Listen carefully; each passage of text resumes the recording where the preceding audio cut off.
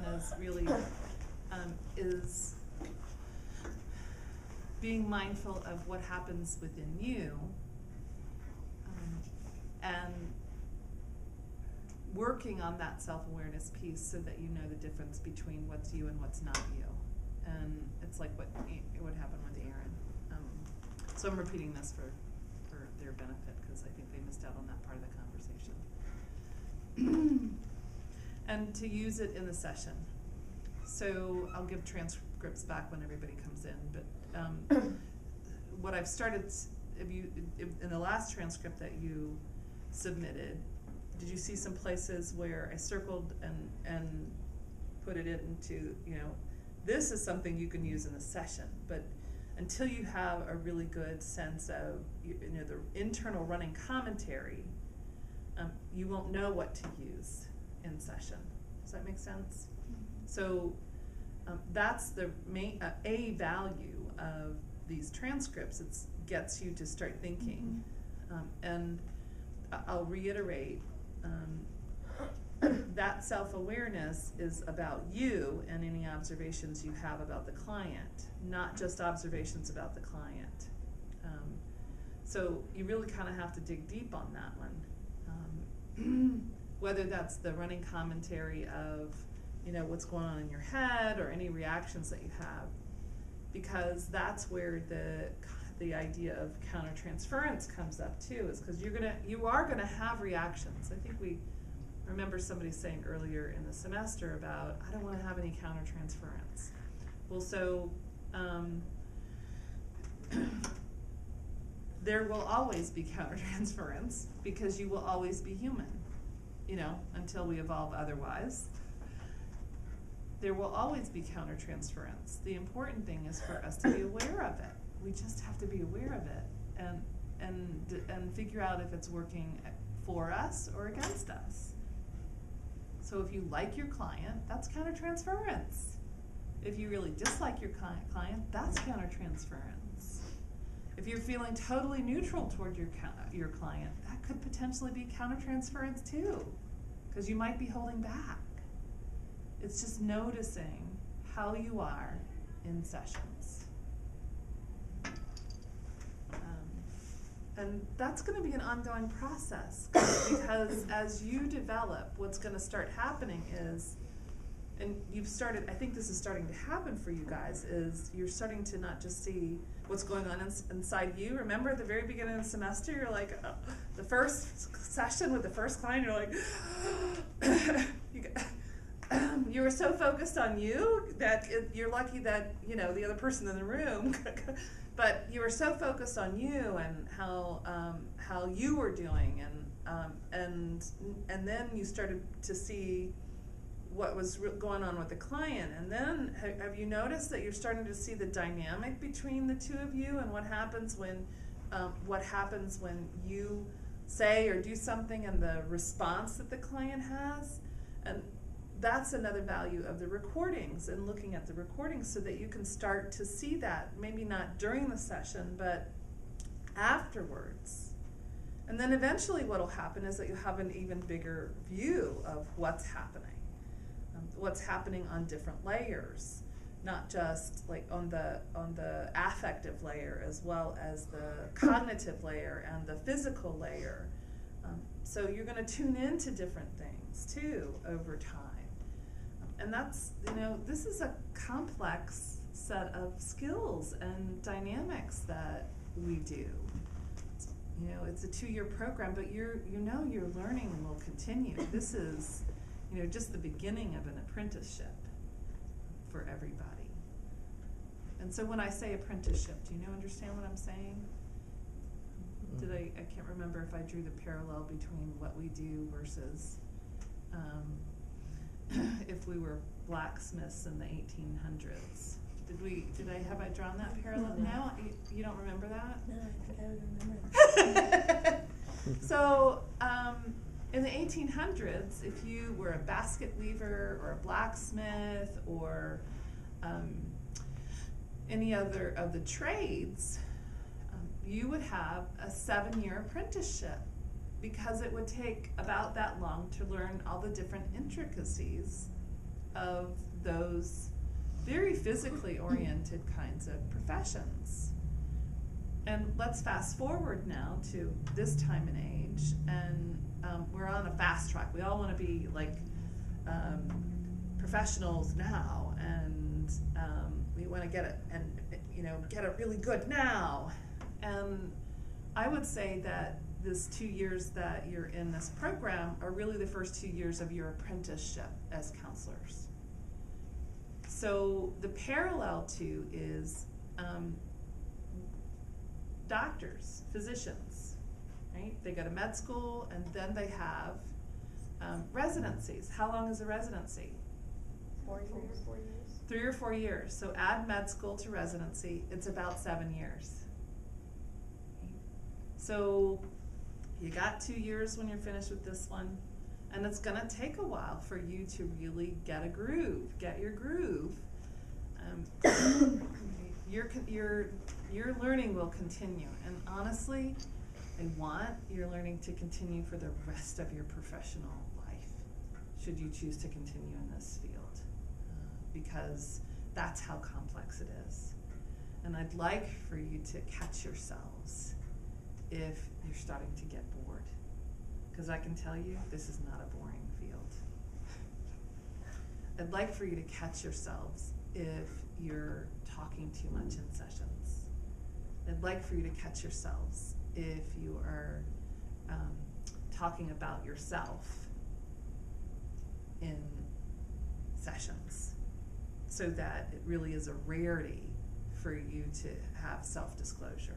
I don't want you all to be the ones. I had a site called Talk to Someone Today for my private practice, a client that I've scheduled for next week, and she said, I worked with this counselor for a handful of sessions, and I've worked with therapists before, and this particular counselor talked most of the session. She's like, I know what I need, and that's not it. So, and she told this therapist, you're talking too much.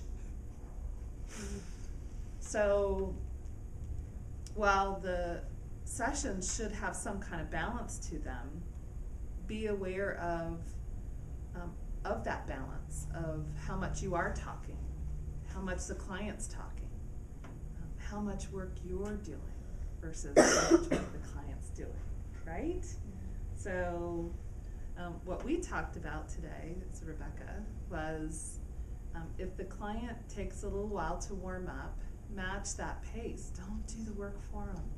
Notice what's going on. Don't do that work for them. And that's the trickiest part, is how much work you're doing in session and who is it for. It's really easy for us to try and rescue clients. I still find myself sort of stepping in and having a little bit of rescue, and I have to notice how much of a pattern is that with this particular client, because that's part of the dynamic too. It's like, oh, wait a minute here. I think I am doing a lot of work, so if I'm backing off, then that is the client going to step forward. And they may not step forward right away. I might have to hold that space of not working as hard. It's funny because today he did. I was like prepared for this. I thought it was like, and it kind of, it did. He came in and I was like, how's everything going? And he was like, everything this week has been good. And I said, okay, well, how was your between session? And then he just started talking about what he did, and I was like, yes. Push up. Yes. Another push up, right? That's right. Yeah. So actually, go figure. Yeah. So do you see what happens? And that could be any number of things. The experience that I had in my program, I had it for the first time is that third session turnaround. I don't remember if we talked about that either. It doesn't look familiar as I'm seeing you look at me with. Now, if they make 2 sessions, normally as long as they do 2, chances are they'll come for a third. Actually, what I've noticed happen is if they continue to show, 'cause so we said before, right, what the modal number of sessions is 1. So if they continue to show, then chances are, if they don't have a huge trauma history, the 3rd session, they'll make a decision very unconsciously about whether they can trust you or not. And they will tell you something that they've never told anybody else, or they'll tell you something that is a game changer in terms of the counseling work. You're shaking your head. Because that's kind of what happened with my client. She came in the Yeah. first that week and was talking to me about one thing, and then the second week it was something completely different. And then she later revealed, this is, I think in our 3rd session, this is what I really wanted to talk to you about. So we had this artificial, structure of 1st session we do this, 2nd session we do that, 3rd session we set goals, and I have to acknowledge that it kind of took away that from the 3rd session, your ability to, although some of you just were able to say, okay, we're not going to do goal setting this time. We'll focus on what you're bringing in today. Some people take a little bit longer, 4 sessions, 5 sessions, if they decide that they're going to return. And they decide to return because they really believe that they can trust you, trust us, that they feel safe. And that underscores then what the research says about, it's all about the relationship, right?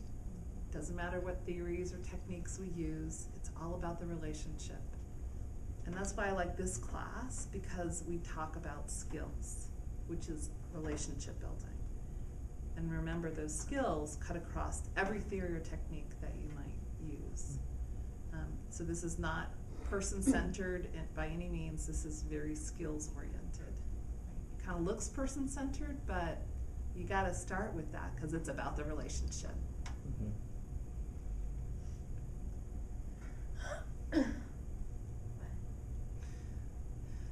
Your chest still collapsing? No, I'm gonna make it. Okay. I'm gonna make it. So I noticed on the syllabus you have a final exam. Is Oh, that an thanks actual for asking exam? about that. We will have a multiple choice test. It will take probably half an hour for you all to complete, maybe an hour at the most, right? And the date for that is May May, 1st. right? May 1st. May 1st. And So, class before that, we do the video that counts as part of that percentage. yeah, so the video is, what I used to do is have an exit interview, and I'd have people come in and talk about their the experiences with class and set their own goals. So the exit interview is actually the structure, and what you'll do in that video is answer those questions. And you'll just interview each other. So you have a partner, we'll figure out how to make that happen for you, Mary. So you'll just interview each other. And I just, 10 minutes is great for that video, that's all I'm looking for. So it doesn't have to be extraordinarily rehearsed. I do want you to have at least thought about those questions before having that recorded. And are the questions already on? It's the exit interview questions. Exit interview questions. Mm-hmm.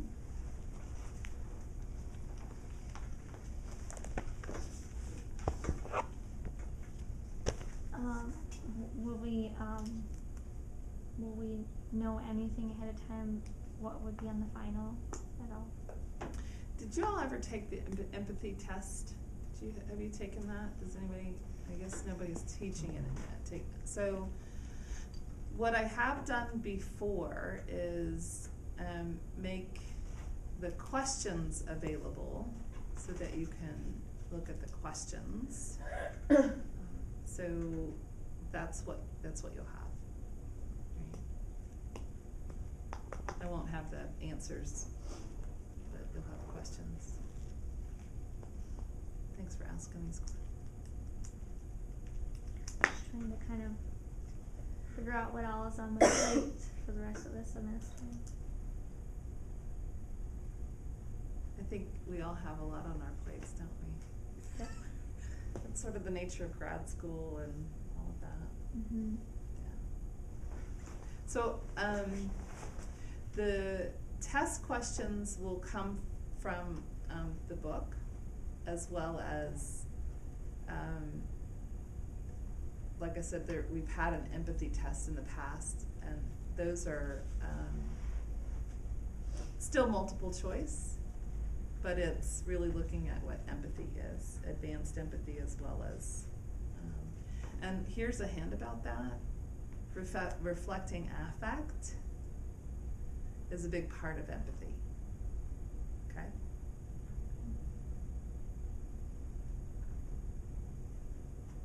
What other questions do you have?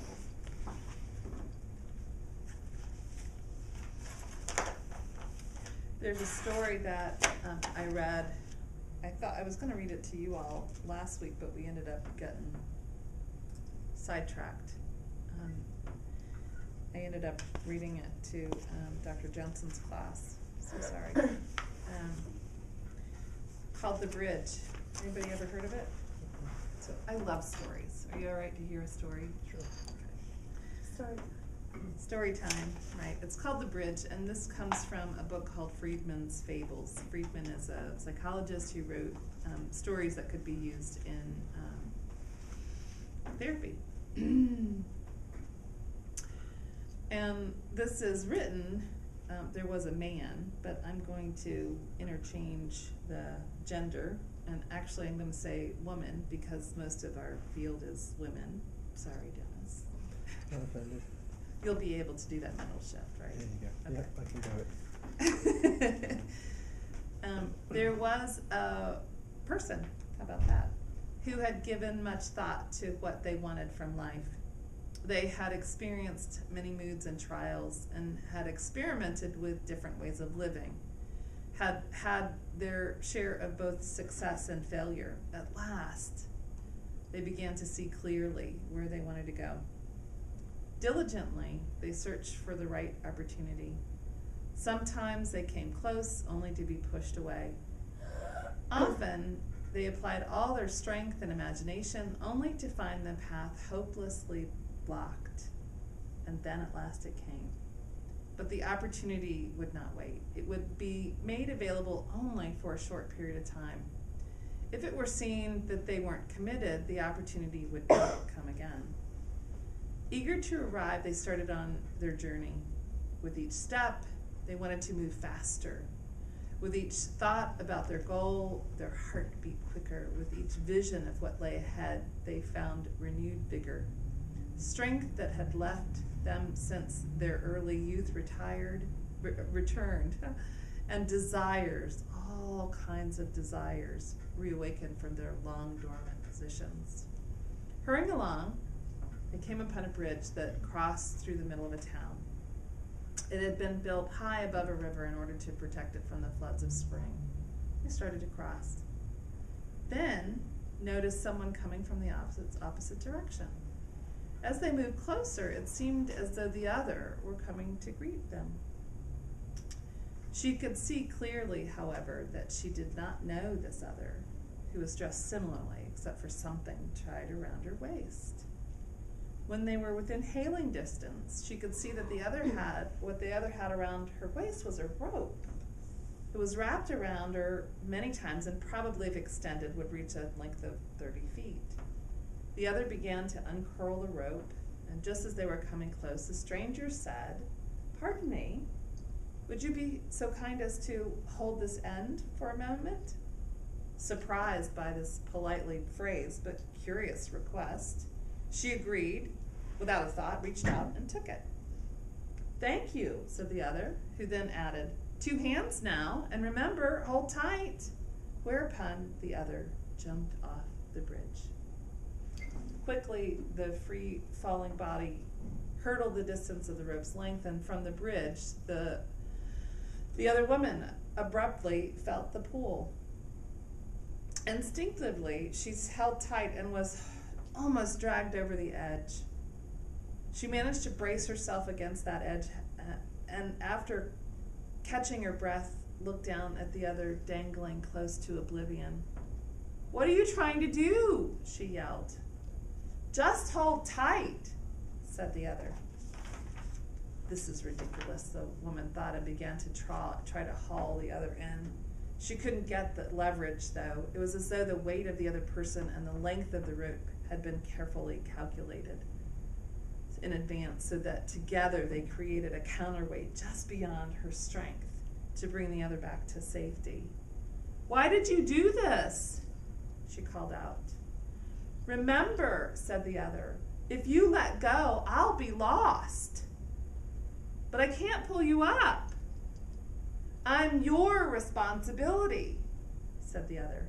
"Well, I didn't ask for it," the woman said. "If you let go, I am lost," repeated the other. She began to look around for help, but there was no one. How long would she have to wait? Why did this happen to have to befall her now, just as she was on the verge of success? She examined the side, searching for a place to maybe tie the rope, some protrusion, perhaps maybe a hole in the boards. But the railing was unusually uniform in shape. There were no places between the boards. There was no way to get rid of this newfound burden, even temporarily. "What do you want?" she asked the other hanging below. "Just your help," the other answered. "How can I help you? I can't pull you in, and there's no place to tie the rope so that I can go and find someone to help you. Help me help you." "I know that. Just hang on." "That'll be enough. Tie the rope around your waist. It'll be easier." Fearing that her arms couldn't hold out much longer, she tied the rope around her waist. "Why did you do this?" she asked again. "Don't you see what you've done? What possible purpose could you have had in mind?" "Just remember," said the other, "my life is in your hands." What should she do? If I let go all my life, I'll know I let this other die. If I stay, I risk losing my momentum toward my own long sought-after salvation. Either way, this will haunt me forever. With ironic humor, she thought to die herself, just instantly, jump off the bridge while still holding on. That would teach this fool. But she wanted to live and to live fully. What a choice I have to make. How shall I ever decide? As time went by, still no one came. The critical moment of decision was drawing near. To show her commitment to her own goals, she would have to continue on her journey now. It was already almost too late to arrive in time, but what a terrible choice to have to make. A new thought occurred. While she couldn't pull this other up solely by her own efforts, if the other would shorten the rope from her end by curling it around her waist again and again, together they could do it. Actually, the other could do it by herself as long as she, standing on the bridge, kept it still and steady. "Now listen," she shouted down. "I think I know how to save you." And she explained her plan. But the other wasn't interested. "You mean you won't help? But I told you I can't pull you up myself. I don't think I can hang on much longer either." "You must try," the other shouted back in tears. "If you fail, I die." The point of decision arrived. What should she do? My life or this other's? And then a new idea. A revelation. So new, in fact, it seemed heretical. So alien was it to her traditional way of thinking. "I want you to listen carefully," she said, "because I mean what I'm about to say. I will not accept the position of choice for your life, only for my own. I hereby give it back to you." "What do you mean?" the other asked, afraid. "I mean simply it's up to you. You decide which way this ends. I'll become the counterweight. You do the pulling and bring yourself up. I'll even tug a little from here." She began to unwind the rope from her waist and braced herself anew against the side.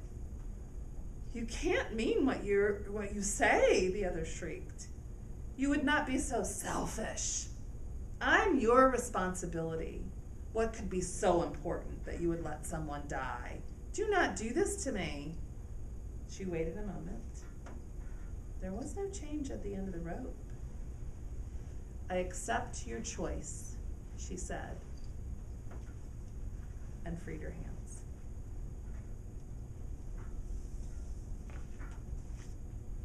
So that's the bridge.